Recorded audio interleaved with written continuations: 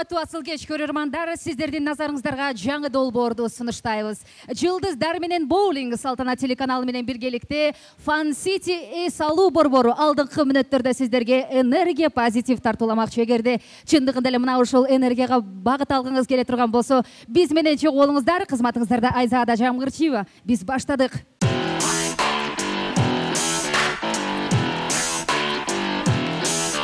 Салтанат телеканалында Жылдыздар менен боулинг. Жылдыздар менен боулинг. Жылдыздар менен боулинг. Жылдыздар менен боулинг. Салтанат телеканалы Fun City оюн зоок борбору менен биргеликте жаңы долбоор тартуулайт. Жылдыздар менен боулинг. Башкы байге Анталияга 2 кишилик жолдомо. Мыктылардын мыктысын чогуу тандайбыз.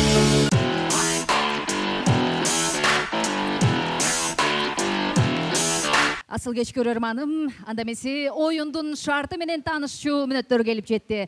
Бүгүн 3 жылдыздуу курам менен атаандашуу болмокчу. 3 курамдан кимиси мыкты боло турган болсо, жарым финалга аттанат. Жарым финалдан кийин финал, 2 кишилик жолдомо Анталияга. Андыктан өтө ысык болот. Алдыңкы мүнөттөрдө убактыңыздарды бизге бөлүңүздөр. Кеттик.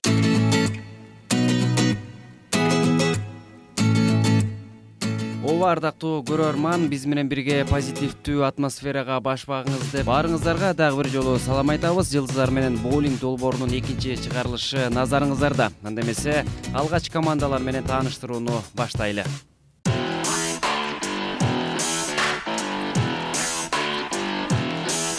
Анда эмесе ардактуу телекөрүүчүлөр, бүгүнкү таймаштын эң кызык мүнөттөрүнө келип жеттик көрүнөт. Анткени командалар менен таанышабыз. Эң алгачкы команда Кыргызстандын алпаруучулук тармагындагы көзгө басар эжекебизди өзүнүн достору менен чакырып алат экенбиз. Нурзат Токтосунун командасын дүркүрөң кол чабын астына тосуп алыңыздар.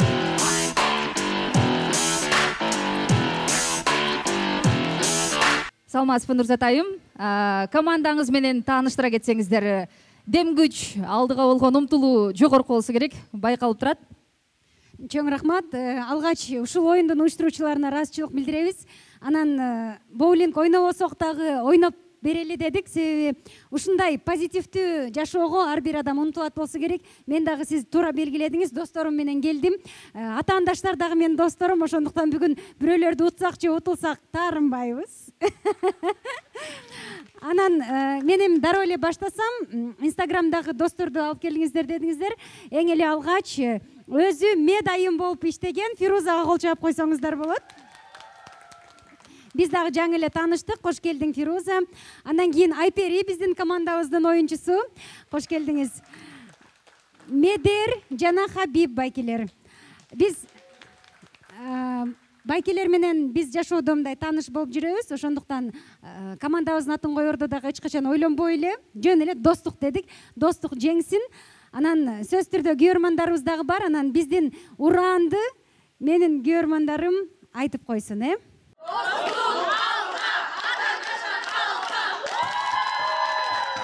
Чоң рахмат, барыңыздарга ийгилик.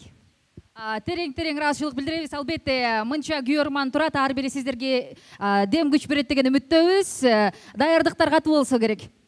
Болот, шүгүр. Негизи эле соңунда болот шүгүр дегендер жеңип кетчү эле да. Албетте, колдоп коштоп туралы, ардактуу телекөрүүчүлөр, өзүңүздөр байкагандай биринчи команда такылдаган биздин алпаруучу эжекебиз Нурзат Токтосунованын командасы болмокчу. Таанышып алдык. Албетте, оюнга даярданып туруңуздар. Анда эмесе экинчи команданы чакырып алабыз.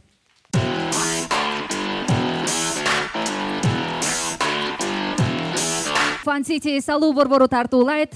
Экинчи команда менен таанышчу мүнөттөргө келип жеттик. Анда эмесе мен ойлоп калдым, бүгүнкү Жылдыздар менен боулинг долбоорунда алпаруучулардын таймашы болуп калабы деп. Биринчи команда Нурзат Токтосунова эжекебиздики болсо, ал эми экинчи команда мына ушул алпаруучулуктун тизгинин кармап, азыркы учурда алдыңкы алпаруучулардын башатында турган Эркин Рыскулбековдун командасын тосуп алабыз.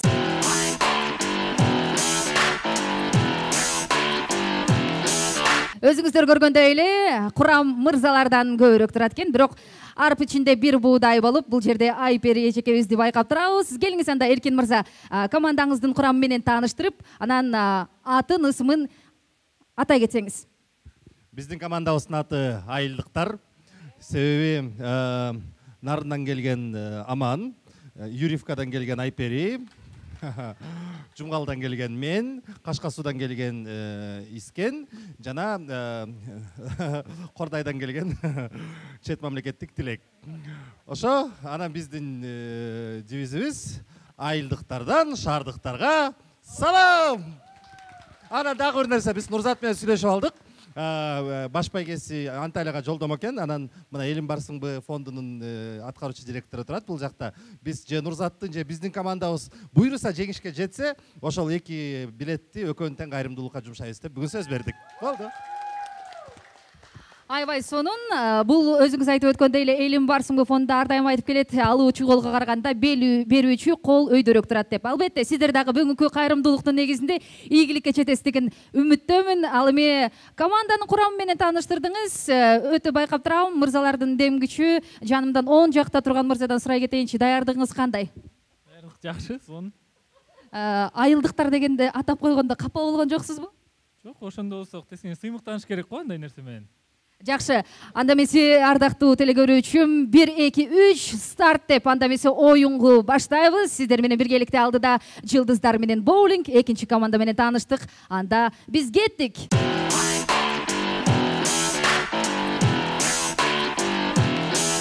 Жеңиш мырзанын командасын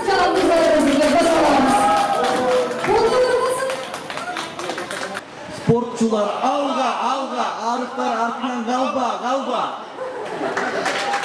Айва жакшы, креативдүү болгон экен. Бул чындык, байкап турам, чын эле, чындык экенинчи. Албетте, анда эмесе келиңиздин командаңыздын курамы менен тааныша кетели. Атын атасы Кутусуйна деп коет, ысымыңызды айта кетиңиз. Мактан. Кантип келип калдыңыз бул командага? Жеңиш паке аркылуу келдик. Жеңиш пакети чогуу. Жакшы, келиңиз анда. Ысымыңызды айта кетсеңиз. Акшам. Жеңиш чалып чыгып калды, жумуштан келем. Жакшы. Спортсмендер деп атат. Сиз спорттун кайсы түрү менен машыгасыз? Бокс. Бокс, жакшы. Келиңиз. Апсамат, кайсы спорттун түрү менен машыгасыз? Күрөш болсо анда кичине бир трюк көргөзө кетпейсизби? Жакшы. Келиңиз анда. Футбол менен, анда эмесе өзүңүздөр байкап тургандай эле чыныгы эле спортчулар экен дейин десем, бирок оң жакта команданын арыгы турат, бирок ушу арыктар жеңип кетчү эле.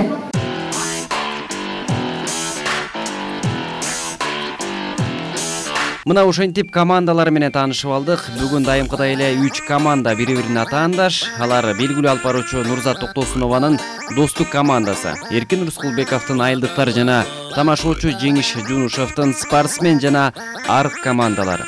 Кимиси алдыга озуп, мараны биринчилерден болуп багындырат жогу байкайбыз. Салтанат телеканалы менен бирге болуңуз. Алгачкылардан болуп достук командасынын мүчөсү Элим Барсыңбы кайрымдуулук коомунун жетекчиси Хабиб Арзукулов оюнду баштап берди. Жаман эмес.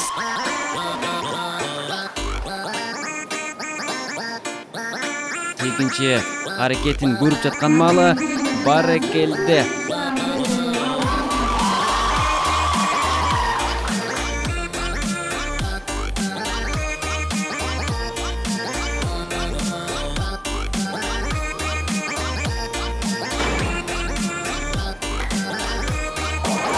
Азамат оюнчулардын жыйынтыгы жакшы болгонуна караганда Нурзат Айым атайын боулингчилерди тандагандай. Мына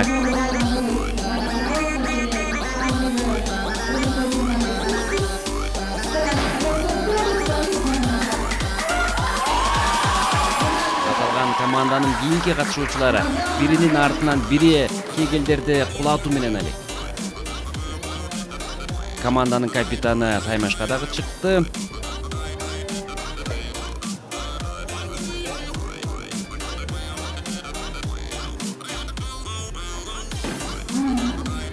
Эч нерсе эмес. Бул оюн бирде үлгүлөр максатын орундалса, бирде жаза тайып кетиши дагы мүмкүн эмеспи. Жыйынтык кандай болсо да артта турган күйөрмандардын сүрү күчтүү. Алардын берген дем күчү жеңишке дагы алып келиши мүмкүн.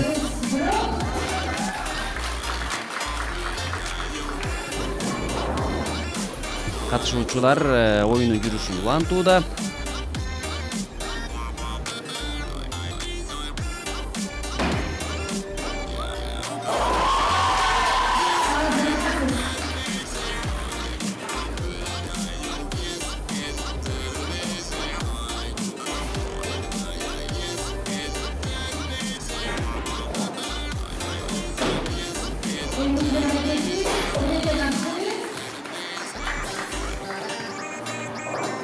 Эсиңиздерге сала кетсек, Жылдыздар менен боулинг долбоорунда жеңүүчү команда Анталияга 2 кишилик жолдомого ээ болот. Андан сырткары көптөгөн байгелер дагы коюлган.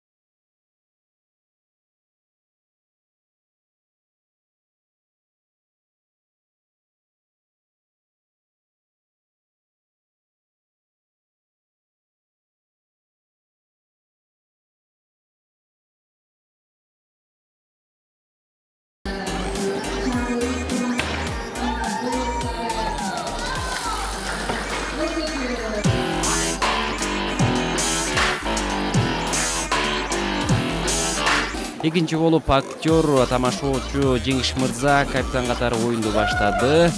Даярдыгы күчөкшөйт, дароо эле жакшы жыйынтыгын көрсөттү. Катарында Эркин Рыскулбеков баштаган айылдыктар командасы шаарларда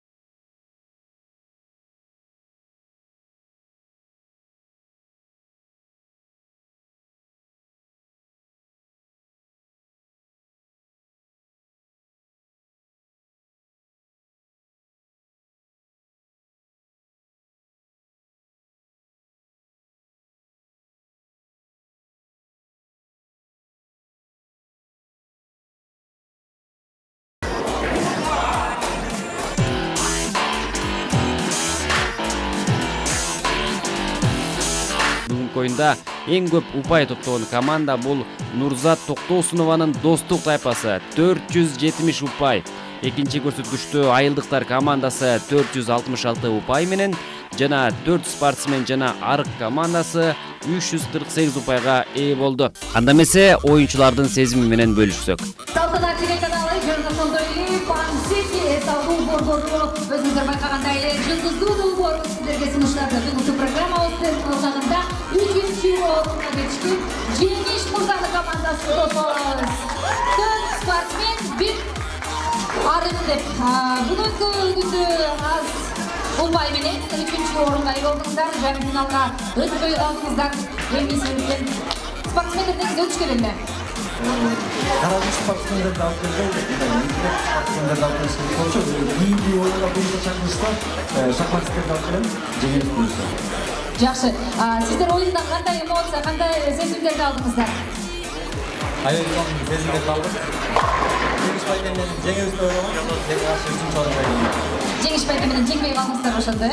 Жакшы, албетте катышуудагы өзүнчө бир чоң бакыт, ийгилик, жеңиштин бир дамы деп коет экен. Ошол себептерден командаңыздарга ийгилик каалайбыз. Эми сөзсүз шахматисттерди алып келем дедиңиз, э? Келебиз. Ушул эле жигиттер менен бирок аяктанып, сизге борборунан келип аяктанабыз. Дагы бир ураңыздан айтып коесуздарбы? Айтпай эле койбойт. Жакшы, мейли, сиздер айткандай болсун. Ал эми биздин көрөрмандарга ичте азыркы учурда сиздин мүмкүн кино тармагында, тасма тармагында кандай жаңылыктарды жаратып жатасыз? Азырынча тынччылык буюрса, жайдан баштап, жайын тасмаларды жаратканбыз. Күндө эми 2014 жылы кышында чыгат буюрсун жакында. Жакшы, анда эмесе ардактуу телекөрүүчүлөр, сиздердин назарыңыздарда бүгүнкү күндүн эсебинен 3-чү орунга ээ болгон 4 спортсмен жана 1 арык Жеңиш мырзабыз баш болгон тамашачы актер мырзанын колдоосунда бүгүн 3-чү орунга ээ болуп турат. Куттуктайбыз. Асыл кеч көрөрманы мына ушундай темпте 2-чү орунга ээ болгон команданы сиздердин экран тышында болсоңуздар дагы болжамбыз астында чакырып алууга уруксат этиңиздер. Алгарычы Эркин Рысмелбеков баш болгон команданы айылдыктар командасы тособуз. Oyun aябай жакты, баардыгы кызык болду. Келиңиз Айпер бул жака. Байкашымча сиз дагы аябай жакшы баягы дизайнердин көз карашы менен бул футболка канчалык деңгээлде өзгөрүүгө дуушар болду, э? Келиңиз айта кетсеңиз, ушул оюн тууралуу өзүңүздүн ой пикириңиз менен бөлүшө кетпейсизби? Сизге жаккан жок окшойт, э? Жакты, э? Жакшы, анда эмесе келиңиздер. Кийинки мүчөлөрдөн сурай кетели. Оюнда башында аябай эле жеңишке жетебиз ооба деп жакшы мотивация берип аттыңыздар эле. Бирок азыркы учурда 2-чи орунга ээ болуп калдыңыздар. Эмне себептен?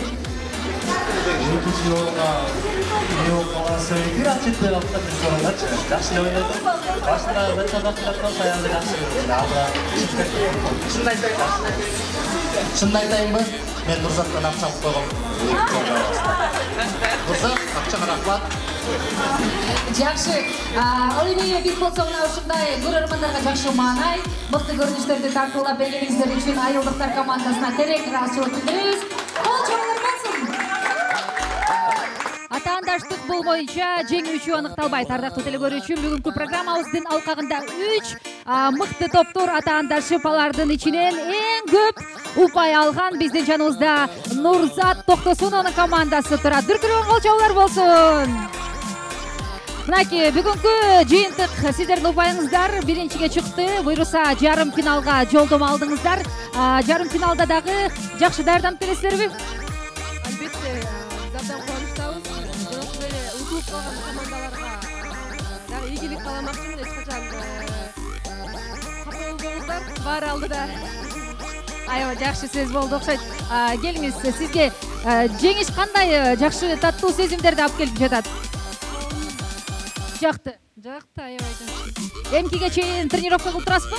Буюрса. Ичиңизде да тренировка кылып турасыз, э? Жакшы, азаматсыз.